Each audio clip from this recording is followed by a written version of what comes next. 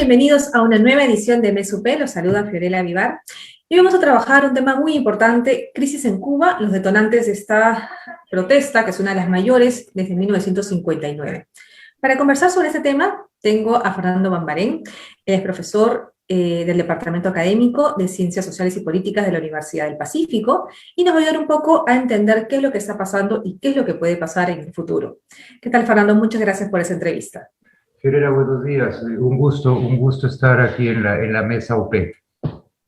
Fernando, para empezar para el tema, podríamos hablar un poco de esta ola de protestas. ¿Ha sido la mayor en cuánto tiempo? Dicen que desde el año 1959, y es realmente una sorpresa esta protesta. Hubo otras grandes protestas en los 90, ¿no? El maleconazo, pero que fueron rápidamente manejadas por Fidel Castro, que bueno, pues es el líder tradicional de la revolución, ¿no?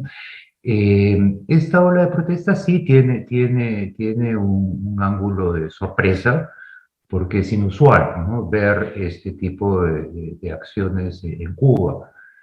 Pero también, si uno lo analiza, pues las circunstancias son tan difíciles en este momento en Cuba, que tampoco, desde otro ángulo, tampoco es ninguna sorpresa, ¿no? Que la gente pues haya salido a expresar su descontento y expresar lo que están sufriendo, ¿no? Porque en este momento hay una crisis humanitaria en Cuba muy seria. Fernando, se tiene poca información de lo que está pasando. Se sabe que es una protesta de gente mayoritariamente joven. Se habla también de que los cubanos han salido a las calles porque ya perdieron el miedo. ¿Qué tan cierto es esto? Bueno, ¿qué es la gente joven? Sí, pues es la gente joven, ¿no? Tradicionalmente en la historia son los jóvenes a quienes les corresponde expresarse y salir, tienen la energía. Y por otro lado, en esta situación tan dramática, es su futuro, ¿no? Es su futuro por el que están protestando y expresando su malestar. Son los jóvenes siempre los que salen a la calle, los que protestan, los que expresan el sentimiento del pueblo, ¿no? Que se han perdido el miedo, yo no sé. Cuando se habla de miedo es algo tan relativo, ¿no? De repente lo que están expresando es su miedo al futuro, el miedo que tienen los jóvenes al futuro, un futuro incierto, ¿no? Con una crisis tan grave, escasez de alimentos, escasez de medicinas. Pues el futuro no es dentro de un año, el futuro es mañana, ¿no? Entonces, ese miedo está. Miedo al régimen, no sabemos, ¿no? El miedo siempre, también a través de la historia, es una herramienta utilizada por los gobiernos, ¿no? De todo tipo, ¿no? De izquierda, de derecha, de centro, democracia, no democracia. En todo caso, y el miedo se restaura fácilmente. O sea, tampoco es que el miedo desaparece, ¿no? Y yo creo que lo que sí habría que preguntarse cuando uno ve estas situaciones de miedo es ¿qué se hace con ese miedo? Porque el miedo es un sentimiento muy humano y que además ayuda justamente a la supervivencia, ¿no? Los héroes no son héroes porque no sienten miedo. El heroísmo viene en cómo se maneja el miedo, ¿no? Yo veo que tú eres un poco joven, pero bueno, más que yo, y es un poco lo que experimentó mi generación cuando hemos vivido con el terrorismo, ¿no? El arma más grande del terrorismo es justamente el miedo, ¿no? Pero creo que uno de los factores que permitieron derrotar al terrorismo fue el superar el miedo. No era que no hubiera miedo con el terrorismo, claro que lo había, pero ¿qué hicimos como país, como sociedad con ese miedo, ¿no? Entonces, es un poco eso lo que se puede uno preguntar con lo que ocurre en Cuba, ¿no? Juan Andrés, más allá del sentimiento, todos nos imaginamos que hay causas reales, ¿no?, de estas marchas populares. ¿Cuáles crees tú que son estas causas, cambios económicos, crisis económica, que han favorecido precisamente el malestar y a que la población cubana salga a las calles? Yo creo que el tema de las causas hay que mirarlo en dos perspectivas, ¿no? Una perspectiva global, en el sentido de que el mundo está viviendo un momento de transformación, ¿no? El mundo está cambiando y rápidamente. Estamos en un mundo de la posverdad, en un mundo de gran confusión, en un mundo donde ciertos valores como la verdad están siendo cuestionados, ¿no? Eh, Inclusive hasta vemos lo que ocurre, que hasta la ciencia ha perdido el monopolio de la verdad, ¿no? Con todos los fake news, las fábricas de historias, y por otro lado los modelos económicos, tanto de derecha como de izquierda, ¿no? Están siendo cuestionados. O sea, el neoliberalismo, digamos, ya cumplió parte de su rol y necesita transformarse, necesita cambiar, y por otro lado los modelos de izquierda tampoco están respondiendo a las necesidades de la gente. Vivimos en un momento de transición, ¿no? Tanto de derecha como de izquierda. El mundo está a la búsqueda de nuevas fórmulas. Por ejemplo, acabamos de ver que el G7 se han puesto de acuerdo para imponer un impuesto global a las transnacionales, ¿no? Eso era impensable hace unos años dentro del esquema neoliberal. Sin embargo, está ocurriendo, ¿no? Y tanto los regímenes de izquierda tampoco están respondiendo a las necesidades económicas. En cuanto a lo puntual, causas ya internas de Cuba, bueno, el modelo económico tampoco da para mucho más. A comienzos de año, eliminaron toda una serie tenían básicamente dos monedas, ¿no? La convertible y el peso, y una serie de tipos de cambios distintos. Los unificaron todos, ahora hay un solo cambio. Esto ha implicado también una subida de precios exponencial, ¿no? Leí esta mañana que el pan ha subido 20 veces, ¿no? El precio del pan. En un momento en esa transición se quiso subir las tarifas de energía eléctrica en 500%. Después tuvieron que dar marcha atrás. A mí me ha hecho acordar un poco el momento que vivimos nosotros con el Fujishock, ¿no? Que los precios pues subieron de manera exponencial. Entonces, y eso sumado a una escasez producto del embargo o el bloqueo, pues están los ingredientes para una crisis. A eso hay que sumar la pandemia. Si bien en un primer momento Cuba lo pudo controlar muy bien, en este momento, inclusive mandando médicos para apoyar a otros países, en este momento la crisis del COVID está creciendo. Anteayer han tenido la tasa más alta de casos, ¿no? Y el sistema médico cubano está colapsando. Y tanto la medicina como la salud han sido los grandes logros de la revolución. Y ahora la medicina, pues no da, ¿no? Y eso, además, otra consecuencia de la pandemia es el colapso del turismo, ¿no? De la industria turística, que era el gran proveedor de divisas. Han tenido una mala cosecha de azúcar también. Entonces, todos son elementos económicos que están haciendo la vida muy difícil. Están con apagones también de razonamiento de energía eléctrica, 6 horas al día, 7 horas, también porque su infraestructura necesita renovarse y no se ha renovado, ¿no? Todos estos son ingredientes pues, que hacen la vida mucho más difícil. Leí esta mañana que inclusive han desarrollado la vacuna cubana, la Soberana 2, pero no tienen agujas para poder vacunar a la gente, ¿no? Entonces, son todos elementos de una crisis material, de carencias materiales que, bueno, llevan pues a una explosión y un reclamo justo ¿no? Fernando, tengo una consulta en las redes sociales, por cierto los invito a todos a dejar sus preguntas para el profesor Fernando Bambarén.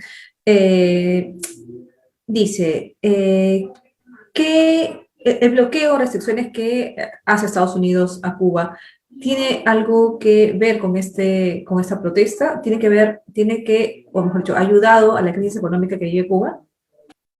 Definitivamente, ¿no? O sea, y aquí es interesante, el día de ayer analizaba las narrativas, ¿no? Que es bien interesante en estos momentos de coyuntura, mirar las narrativas de las partes, ¿no? El gobierno cubano ha respondido con la clásica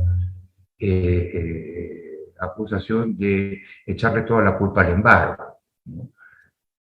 No podemos negar que parte de la crisis es el embargo, ¿no? Y justamente una de las finalidades del embargo es lo que los cubanos, el gobierno cubano manifestaba, ¿no? Que están asfixiando.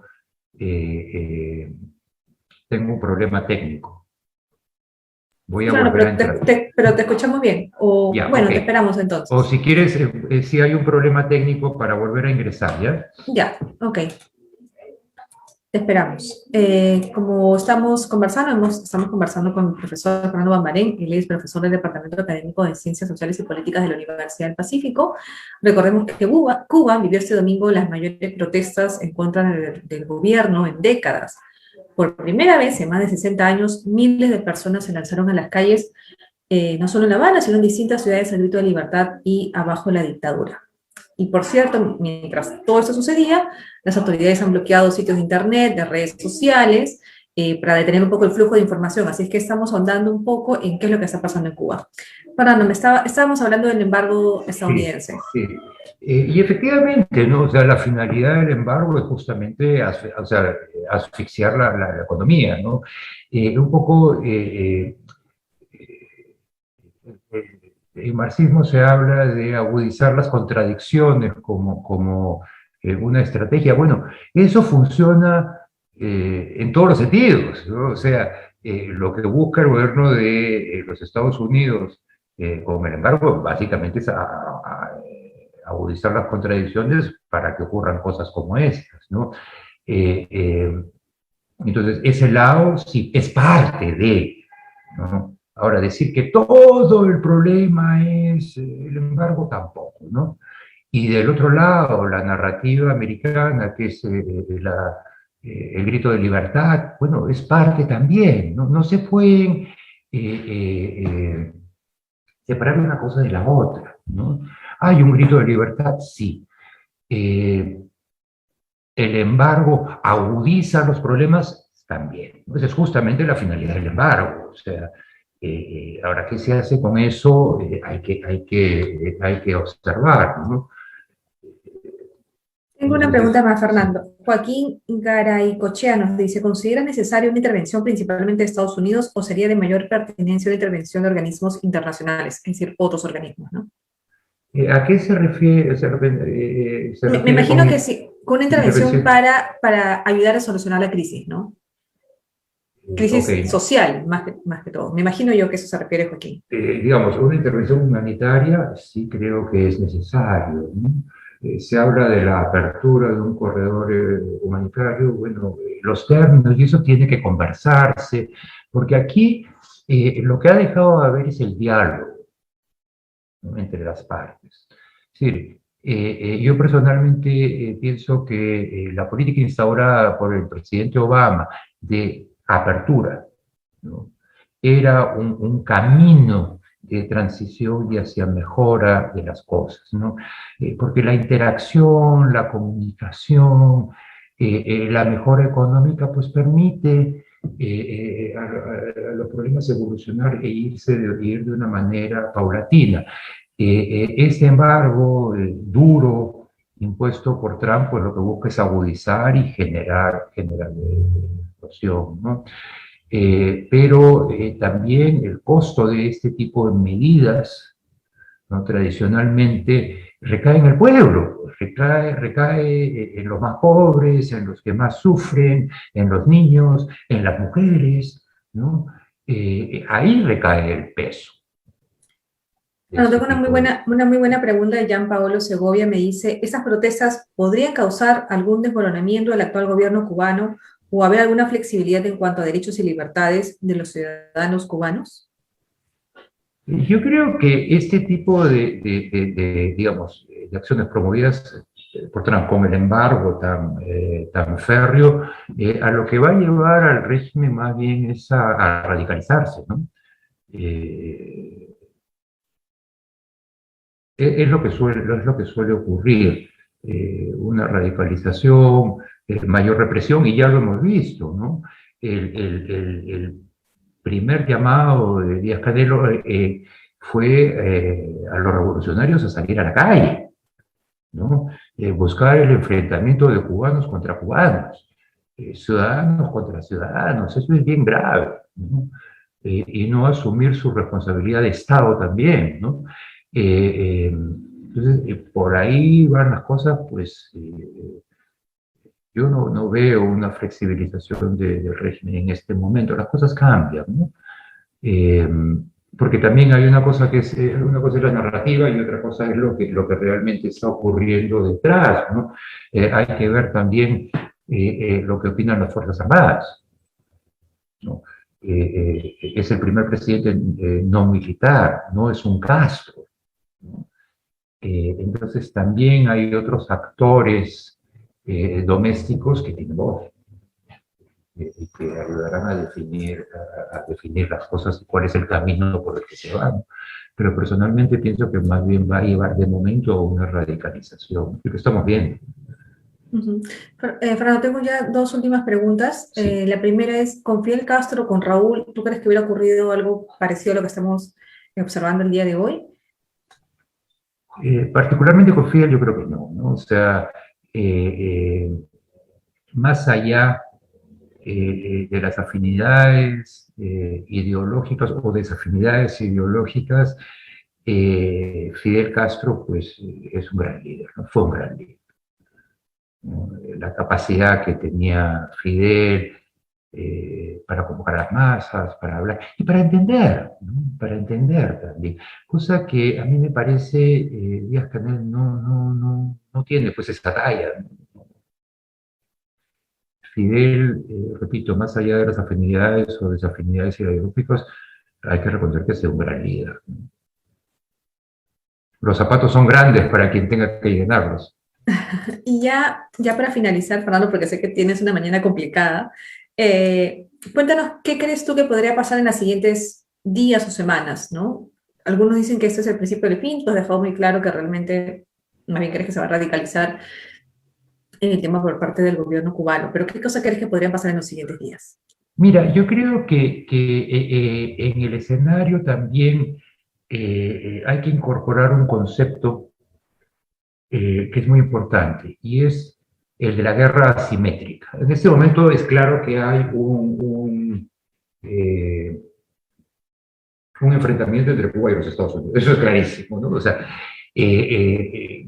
hablar de guerra, bueno, lo ponemos entre comillas, pero ¿qué puede hacer un país pequeño como Cuba al lado de un país tan grande como Estados Unidos y tan poderoso como Estados Unidos? Que es, digamos, como es el caso de México, ¿no? Tener de vecino Estados Unidos es una ventaja, pero al mismo tiempo es un gran problema. Lo mismo ocurre con Cuba.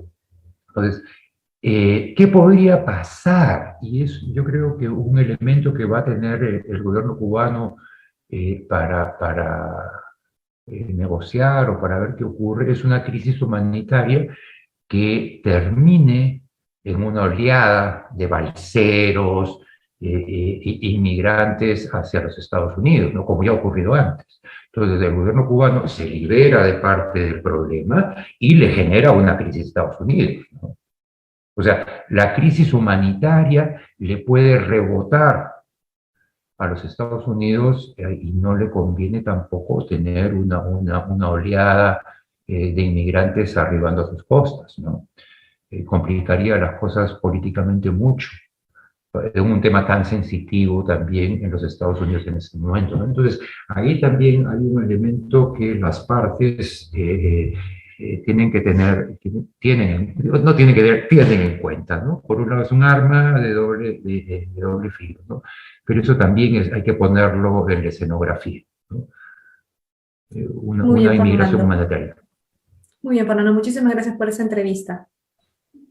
Gracias, Fiorella, y un saludo a la audiencia, a la A tus comunidad, alumnos, a seguro. mis alumnos que seguro andan por ahí, y a toda la comunidad UP, ¿no? Los alumnos, exalumnos, y a toda la gente. Gracias con todos.